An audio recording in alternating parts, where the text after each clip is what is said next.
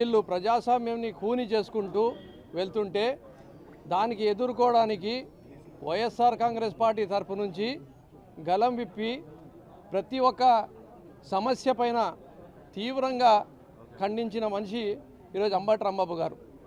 ఆయన ప్రజా సమస్యలపైన పోరాడుతున్నాడు కాబట్టి ప్రతి ఒక్క అంశంని ప్రజలకు తెలియజేసే విధంగా మాట్లాడుతున్నాడు కాబట్టి వాళ్ళు ఏదైతే దుష్ప్రచారం చేస్తున్నారో ఆ దుష్ప్రచారాన్ని తిప్పికొడుతున్నారు కాబట్టి ఈరోజు అంబటి రాంబాబు గారి పైన ఈ రకమైన దాడి జరిగింది అని చెప్పి మీకు తెలియజేసుకుంటున్నా.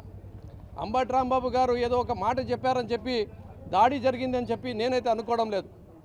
ఎందుకంటే ఆంధ్రప్రదేశ్ రాష్ట్ర ప్రజలకు తెలుగుదేశం పార్టీ కూటమి ప్రభుత్వం చేస్తున్న తప్పుల్ని చాలా వివరంగా వాళ్ళు చేస్తున్న తప్పుల్ని వివరిస్తున్నారు కాబట్టి ఎదుర్కొంటున్నారు, తిప్పికొడుతున్నారు. అది వైఎస్ఆర్ కాంగ్రెస్ పార్టీ నాయకులు కార్యకర్తలపైన దాడులు ఉండని, వాళ్ళు ఏదైతే డెలివర్ చేయలేని ప్రామిసెస్ గురించి ఉండని, లేదంటే ఏదైతే అబద్ధం ప్రచారం చేస్తున్నారో దాన్ని తిప్పికొట్టడమే కాకుండా గుంటూరులో మా మైనార్టీ వక్ఫ్ భూముల్ని కూడా కాజేయాలని చెప్పి ప్రయత్నం చేస్తుంటే కూడా మా అంబటి రాంబాబు గారు మైనార్టీలకు పెద్ద ఎత్తున గట్టిగా నిలబడి గలం విప్పిన ఒక గొప్ప నాయకుడు అంబటి రాంబాబు గారు అని చెప్పి తెలియజేసుకుంటున్నా. ఈరోజు దాదాపు 300 ఎకరాల వక్ఫ్ భూమిని కూడా కొల్లగొట్టాలి, కబ్జా చేసుకోవాలి, లేదంటే దొడ్డిదారిన దాన్ని వేరే వాళ్లకు తెలుగుదేశం సింపథైజర్స్కు అప్పచెప్పాలని చెప్పి కూడా ఒక కుట్ర జరుగుతుంది. ఆ కుట్రని కూడా అంబటి రాంబాబు గారు తిప్పికొట్టే ప్రయత్నంలో ఎక్కడ కూడా ఒక స్టెప్ కూడా తగ్గలేదు. మరి అలాంటి మనిషి ప్రజాస్వామ్యంలో ఒక ప్రతిపక్ష పార్టీలో ఉండి దాని హద్దుల్లో ఉండి ఆయన వివరిస్తుంటే మాట్లాడిస్తుంటే కానీ వాళ్ళకు నచ్చలేదు.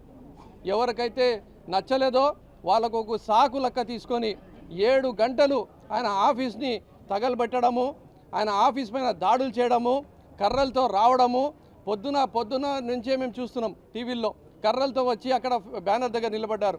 అసలు ఆ రోజు కర్రలతో పట్టుకొని ఎప్పుడైతే బ్యానర్ దగ్గర నిలబడారో అప్పుడే 144 సెక్షన్ పెట్టి అందరినీ అరెస్ట్ చేసి ఉంటే ఇది జరిగేది కాదు. కానీ ఇది కావాల్సుకొని ఉద్దేశపూర్వకంగా పూర్తిగా ప్లానింగ్తో పొద్దున్న నుంచి రాత్రి 12 గంటల వరకు ఆయనకు హింసించాలి, ఆయనకు బెదిరించాలి, అవసరమైతే ఆయనకు సంపాలి అని చెప్పి చేసిన కుట్రలో భాగమే అని చెప్పి మీకు అందరికీ తెలియజేసుకుంటున్నా. మరి వైఎస్ఆర్ కాంగ్రెస్ పార్టీ దీన్ని తీవ్రంగా ఖండిస్తుంది. అలాగే మేమందరం కూడా వైఎస్ఆర్ కుటుంబంలో ప్రతి ఒక్కరు కూడా అంబటి రాంబాబు గారి కుటుంబానికి తోడుగా ఉంటామని చెప్పి కూడా తెలియజేసుకుంటూ రాబోయే రోజుల్లో ఇలాంటి సంఘటనలను జరగకూడదు, ప్రజాస్వామ్యంలో ప్రజాస్వామ్యబద్ధంగా ఎదుర్కోవాలి, కానీ ఈ రకంగా నీచమైన రాజకీయం చేయకూడదు. చేస్తే ఇది మళ్ళీ తిరిగి మీకు కూడా ఇదే పరిస్థితిలో వస్తారని చెప్పి కూడా మీరు గుర్తించుకోవాలని చెప్పి కూడా తెలియజేసుకుంటూ సెలవు తీసుకుంటున్నా.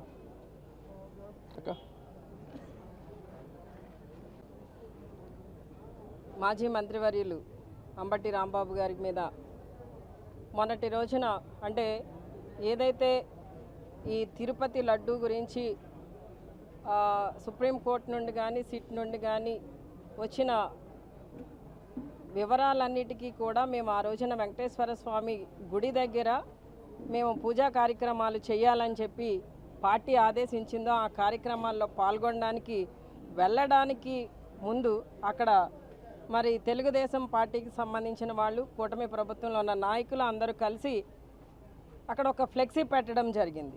ఆ ఫ్లెక్సీ దగ్గర నుండి ఈ వివాదం స్టార్ట్ అయిందన్న విషయం మీ అందరికీ తెలుసు.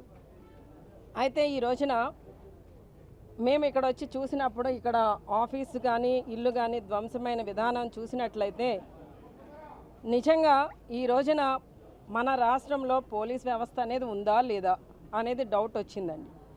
ఎందుకు అనంటే మరి పోలీసుల దగ్గర ఉండి మరి ఎవరైతే దాడి చేస్తున్నారో ఆ టీడీపీ నాయకులు కానివ్వండి, కార్యకర్తలు కానివ్వండి, లేదా స్థానిక శాసనసభ్యురాలు వారి భర్త కానివ్వండి, అలానే వారితో ఉన్న వాళ్ళు అనుచరులు కానివ్వండి, ఇంకా వాళ్ళు అదనంగా తెచ్చుకున్న వేరే వేరే గ్రామాల నుండి రౌడీలు కానివ్వండి, వీళ్ళందరూ కూడా మరి కర్రలతో, రాళ్లతో, మరి పెట్రోల్ బాంబులతో, వీటితో అన్నిటితో ఇక్కడ దాడి చేస్తుంటే మరి మీ పని మీరు కానివ్వండి, మేము తర్వాత రియాక్ట్ అవుతాం అన్నట్టు పోలీసులు ఉన్న తీరును చూస్తుంటే చాలా బాధ కలుగుతుంది.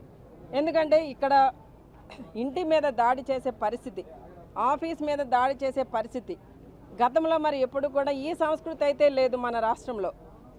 మరి ఈ కూటమి ప్రభుత్వం అధికారంలోకి వచ్చిన తర్వాతనే ఇలాంటి కొత్త సంస్కృతికి వాళ్ళు శ్రీకారం చుట్టడం జరిగింది. అంటే ఈ రోజున ఎవరైతే వైసీపీలో నాయకులుగా ఉంటారో, ప్రధాన నాయకులుగా ఉంటారో, అలానే అధికార పార్టీ చేస్తున్న దురాగతాలను ప్రశ్నిస్తూ ఉంటారో, ప్రజల పక్షాన నిలబడి పోరాటం చేస్తుంటారో ఆ నాయకుల మీద వీళ్ళు లేనిపోని కేసులన్నీ పెట్టి, తప్పుడు కేసులు పెట్టి ఈ రోజున జైలు పాలు చేసే విధానం మన రాష్ట్రంలో చూస్తున్నాం. అంబటి రాంబాబు గారి ఇంటి మీదకి, ఆఫీస్ మీదకి వచ్చిన వ్యక్తులని ఎవరైతే రౌడీ మూకున్నారో, ఎవరైతే నాయకులు ఉన్నారో ఈ రోజుకి వాళ్ళ మీద చర్యలు లేవు. వాళ్ళని ఎక్కడ నిర్బంధించింది లేదు, ఎక్కడ ఎఫ్ఐఆర్ ఫైల్ చేసింది లేదు. ఏదో నామకే వాస్తే ఇద్దరు ముగ్గురిని పిలిచారు, వెంటనే స్టేషన్ బెయిల్ ఇచ్చి పంపించేశారు. అంటే ఇది ఏంటండి? ఇది పక్కా ప్లాన్తో ఇంటెన్షన్గా చేసిన కుట్ర. అంటే ఈ రోజున రాజకీయంగా బలంగా ఉన్న నాయకుల్ని, వాళ్ళని ఇబ్బంది పెట్టాలి, వారి కుటుంబ సభ్యులను ఇబ్బంది పెట్టాలి, వారి ఆస్తుల మీద దాడి చేసే సంస్కృతి. మరి ఈ రోజున ఈ పరిస్థితులు చూస్తుంటే నిజంగా మన ఆంధ్ర రాష్ట్రంలో అంబేద్కర్ రచించిన రాజ్యాంగం అనేది ఎక్కడా కూడా అమలు జరగట్లేదు. వాక్ స్వాతంత్ర్యం లేదండి మనకి. మన ప్రజాస్వామ్యంలో లేమా? ప్రభుత్వం తప్పులు చేస్తుంటే నిలదీసే పరిస్థితి మన దగ్గర లేదా? ఎవరు అడగకూడదు. ఎందుకంటే ఎంతసేపు కూడా వాళ్ళు ఏది మాట్లాడితే అదే నిజం చెయ్యాలి. ఈ ఛానల్స్ ద్వారా కానీ, సోషల్ మీడియా ద్వారా కానీ, పేపర్స్ ద్వారా కానీ. ఈ రోజున మరి లడ్డు గురించి వాళ్ళు ఇచ్చిన స్టేట్మెంట్లు, ముఖ్యమంత్రి గారు ఇచ్చినా, ఉప ముఖ్యమంత్రి గారు ఇచ్చినా, లోకేష్ గారు ఇచ్చినా, ఎవరిచ్చినా కూడా మరి పరమ పవిత్రమైన మరి వెంకటేశ్వర స్వామి యొక్క లడ్డు గురించి వాళ్ళు మాట్లాడిన మాటలన్నీ కూడా మనకు తెలుసు. వారు మాట్లాడిన మాటలకి ఆపోజిట్గా ఈ రోజున రిజల్ట్ రావడం చూసి దాన్ని డైవర్ట్ చేయడం కోసం ఈ రోజున వారంతా కూడా రకరకాలుగా డైవర్షన్ పాలిటిక్స్ ప్లే చేస్తున్నారు. ఇక్కడ ఈ గుంటూరు జిల్లాలో మాజీ మంత్రివర్యులు అంబటి రాంబాబు గారి మీద కానివ్వండి, కృష్ణా జిల్లాలో అలాగే అక్కడ మాజీ మంత్రి జోగి రమేష్ గారి మీద కానివ్వండి, ఇలా ఇండ్ల మీద దాడి చేసి కుటుంబ సభ్యులని, వారి ఆస్తులని నష్టపరిచే విధంగా ఈ విధమైన సంస్కృతిని మరి ఇన్ని సంవత్సరాలలో మన స్వాతంత్రం వచ్చిన దగ్గర నుండి ఎప్పుడు కూడా చూడలేదు. ఈ పరిస్థితులన్నిటికీ కూడా కారణం గతంలో ఎన్నికల సమయంలో 24 ఎన్నికల సమయంలో వారు ఏదైతే ప్రజలకి చేస్తామని హామీలు ఇచ్చారో ఏ ఒక్క హామీని నెరవేర్చకుండా ఏదో ఒక నామకే వాస్తే పెన్షన్ ఒకటి ఇస్తున్నారు, అది తప్పించి ఇంకేమీ చేయట్లే. ఇవన్నీ కూడా ప్రజలు మాట్లాడుకోకూడదు. లడ్డు గురించి ప్రజలు చర్చించకూడదు, అమరావతి గురించి మాట్లాడుకోకూడదు. ఎంతసేపు కూడా ఈ విధంగా వైసీపీ నాయకుల మీద దాడులు చేస్తే వాటి గురించి మాత్రమే మాట్లాడుకునే పరిస్థితి ఈ రోజున రాష్ట్రంలో ఈ కూటమి ప్రభుత్వం కల్పిస్తుంది. కనుక ఈ రోజున వారు చేస్తున్న అఘాయిత్యాలు కానివ్వండి, హరాచకాలు కానివ్వండి, దాడులు కానివ్వండి, ఈ తప్పుడు కేసులు పెట్టి మా నాయకులను ఇబ్బంది పెట్టిన విధానం కానివ్వండి, వీటన్నిటికీ కూడా వాళ్ళు కొద్ది రోజుల్లో తగిన మూల్యం చెల్లించుకునే సమయం కూడా దగ్గర పడుతుంది. ప్రజలందరూ కూడా ఆలోచిస్తున్నారు. వారు ఎప్పుడు సమాధానం చెప్పాలో అప్పుడు సమాధానం చెప్పడానికి వాళ్ళు సిద్ధంగా ఉన్నారు. ఈ రోజున ప్రతి కుటుంబం కూడా, ప్రతి ఒక్కరూ కూడా జగనన్న పరిపాలన గుర్తు చేసుకుంటూ బాధపడుతున్న వారే తప్ప గుర్తు చేసుకోని వ్యక్తి అంటూ ఎవరూ లేరు. ఈ రోజున ఇక్కడ అంబటి రాంబాబు గారి కుటుంబానికి, మరి మా గోపాలపురం నియోజకవర్గం నుండి మా నాయకులు అందరం కూడా ఇక్కడికి రావడం జరిగిందండి. మేము ఆయన కుటుంబం మీద ఆయన మీద జరిగిన దాడిని తీవ్రంగా ముక్తకంఠంతో ఖండిస్తూ ఈరోజు నా కుటుంబానికి మేమంతా కూడా సపోర్ట్గా నిలబడడానికి రావడం జరిగిందండి. ఈ రోజునే కాదు, ఇక్కడే కాదు, మన నాయకులు ఎవరైతే ఎక్కడ ఈ రాష్ట్రంలో ఇబ్బంది పడినా ప్రతి ఒక్కరికి కూడా కుటుంబ సభ్యులుగా మేము అండగా ఉంటామని తెలియజేస్తున్నాను. అడగారు ఈ వైసీపీ కార్యకర్తల మీద కానీ నాయకులు కానీ ఉసి కలపడానికి డీజీపీని 2 ఏళ్ళు ఎక్స్టెండ్ చేశారని అనుకోవచ్చా?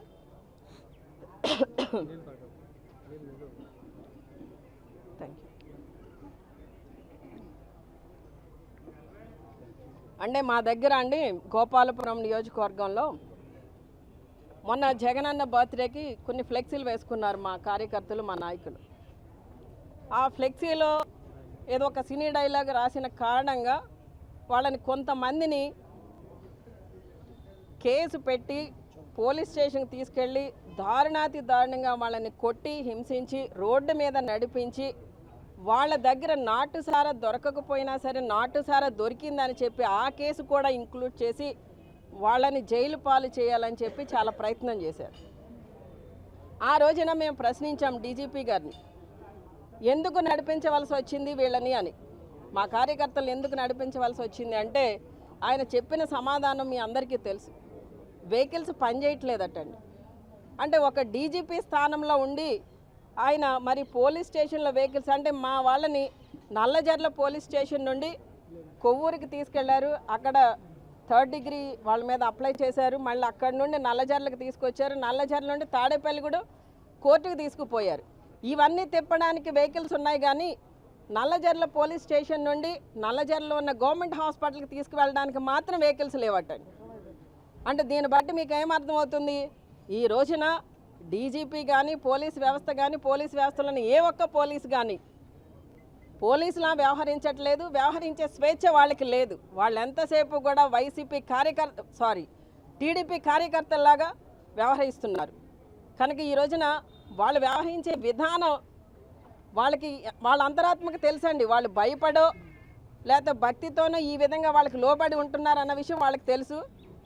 రోజులు ఎప్పుడు ఇలానే ఉండవండి. అధికారం ఎప్పుడు ఎవరికీ శాశ్వతం కాదు. జై జగన్ జై వంతమా